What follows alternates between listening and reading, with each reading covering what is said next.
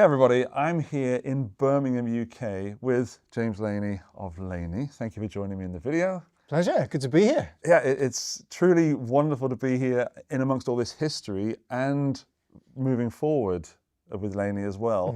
And we were just having a conversation outside this room about metal and the beginnings of that. And you said something really interesting that I had to get you down for. Right. Which was metal was not just about, well, first we went with metal was a combination of these people at the time and the things they went through, and Tony Iommi's fingers down to that, and the string gauge, and him diming stuff on Laney amps.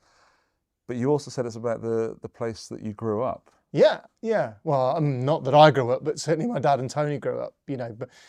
And yeah, at the beginning of the video, you said, we're in Birmingham. We're actually in the Black Country. And this is a point of detail that is very important to people from the Black Country and nobody else. The Black Country is right adjacent to Birmingham. And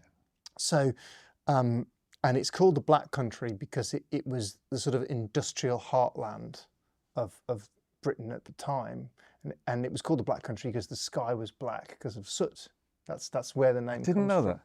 So when you talk about the place that people grew up in, you know, I've talked to my parents about them getting wrapped up with a scarf in the morning because when they walked to school, the air was smoggy and dirty, and so that was the environment.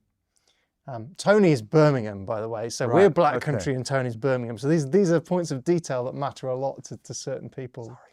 Sorry. And then when you get into football, you know, Tony's Birmingham, so he's all right. But right. Okay. When you get into football, it gets really serious. But no, it was clearly a place that was difficult to grow up.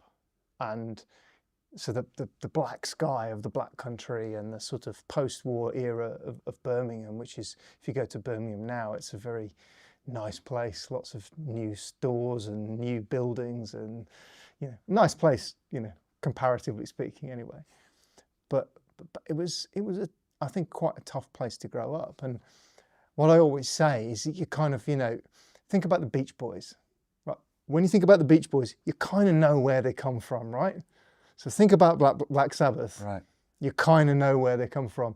If Tony and Geezer and the other guys lived in California at the same time, they would not have made the same music. And so you have to kind of have that sense of place that created that. And then, yeah, there's the accident, there's the gear that they used, there's the collaboration of those guys coming together, but they were from here. And really, they had nothing. They really did have very, very little. And I certainly, with Tony, I know that, you know, he had his accident from working in a factory, and, you know, had he not had that other career, there's probably tens of other people, hundreds of other people that had similar accidents in similar factories. And what was their outcome? So all the chemistry of that coming together is quite remarkable, isn't it, really? It truly is. And he's one of my inspirations, not just as a guitar player, but as a human being who didn't give up. And he had the accident, and he said, well, that's not going to stop me. I am a guitarist. I want to play guitar. So he, your colleague Simon was talking to me about the fairy liquid top bottles. Yeah, he melted the tops of the fairy liquid bottles and stuck them over his fingers to create these thimbles, basically. And I think he wrapped some sort of fabric over them to try to make it feel more like skin. And then he relearned how to play the guitar with these thimbles on his fingers. It's just astonishing when you think about it. What surprised me in this whole chain of things, because tone isn't just an amp, tone isn't just a guitar, and sound it's the microphone that went in front of the cab, it's the person playing it, it's the mood that person was in on the day. It's all this combination of things. However, what surprised me was the string gauge that he is famous, which is, if I'm correct in this, very light, 8, and then growing up and going up. And when I think about heavy metal and I hear that sound on Black Sabbath, I am not, as a guitar player, associating that with light strings. Well, I think maybe some of these things are slightly counterintuitive, aren't they? So Tony had this modified treble booster, but he used to plug in to the bass input of the amplifier.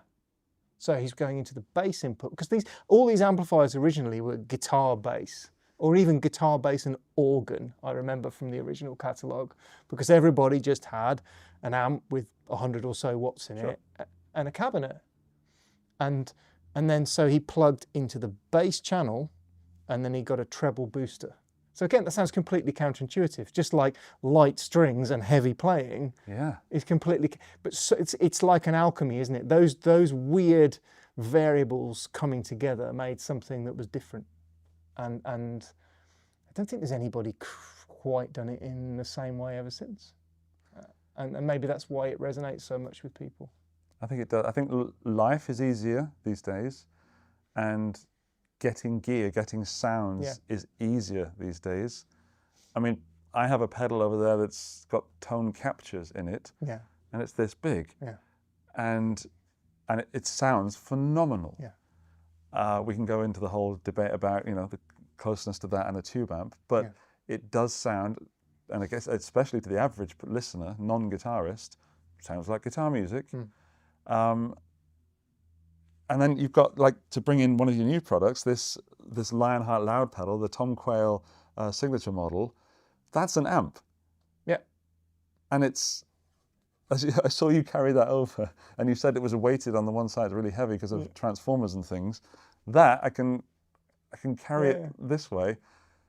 But you know, the question that everyone gets hung up on with all of this is, which is right? And the answer is none of them. None of them is right. What's right is what you feel like doing that day that inspires you. And I think you're right. There's so many good products. It's easier to get good sounds. The risk with that is it's easier to be more and more and more derivative as well.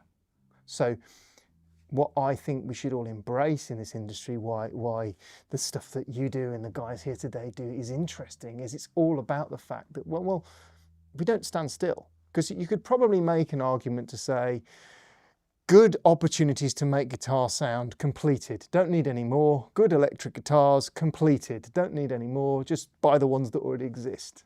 But, you know, that's not our industry, is it? We're all kind of hungry for the next different combination of things. And so my take on it is very much, there's not a right or wrong. There's not a tube amp or a digital modeler person. There's not a multi-effects or single effects person. Or we're all restless. We all want different stuff. It's chasing it. It's the happiness is not a place, it's a journey. Yeah. And it's also how you feel as well, because you know, people go, oh, well, you blind test all these different things and no one will know the difference.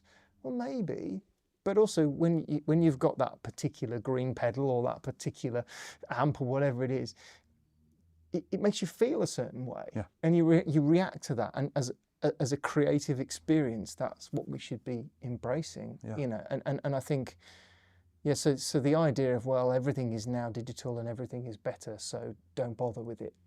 It's all completed. It's like, no, of course not. Of course not. Let's just keep being creative. It's much more fun. Absolutely. And as a gear reviewer, which is what you mainly see on this channel, people know, you watching this maybe, you know that when a piece of gear might do most of the things another piece of gear does, but I have a big smile on my face, and there's this just X factor of whatever that pedal or guitar or amp or whatever thing that I'm doing, it just makes me happy, and it gives me joy throughout my whole body. I'm a big fan of distortion and fuzz, and there's open chords that create these sounds, and my body does something. And I can do that if it's digital, if it's analog, if it's software, if it's an old amp, if it's a brand new one, but not all of them do it. You know, there's certain products that stand out to me.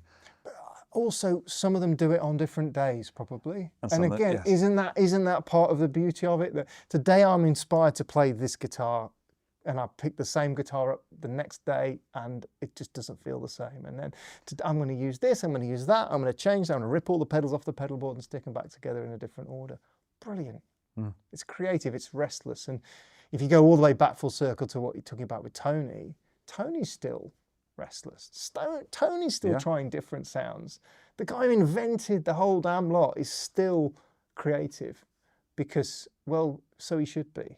You know, that's what we're That's what we're all trying to do, and that's why our industry is special and healthy. Absolutely. Yeah.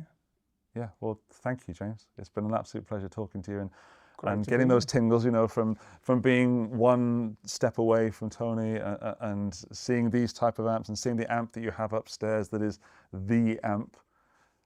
That's Amazing. one of the amps. I used a lot of them. I know, but for me, it's the amp, you know. But thank you for being so honest. Right, there's more Laney stuff on this channel.